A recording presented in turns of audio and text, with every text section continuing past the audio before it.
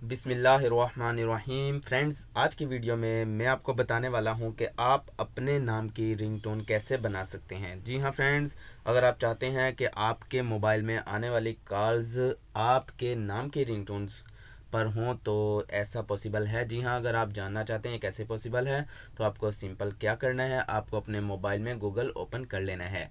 ठीक है, ओपन करने के बाद आपको सिंपल अपना नाम लिखना है गूगल में। मैं अपना नाम लिख देता हूँ। ठीक है, उसके बाद आपको आगे टाइप करना है FDMR। जी हाँ, मुजम्मिल FDMR। मुजम्मिल की जगह आप अपना नाम लिखेंगे और आपने सिंपल FDMR लिखकर इंटर कर देना है।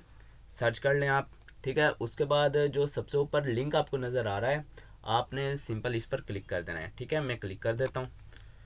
क्लिक करने के बाद आपके सामने कुछ इस तरह का इंटरफेस आ जाएगा, एक साइट ओपन हो जाएगी।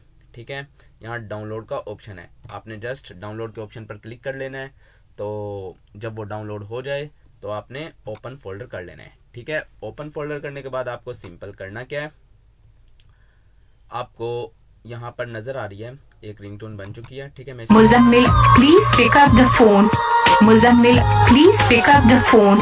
तो आपने देखा कि मैंने सिर्फ और सिर्फ 2 मिनट के अंदर अंदर, बल्कि 2 मिनट से भी कम टाइम में मैंने अपने नाम की रिंगटोन बना ली।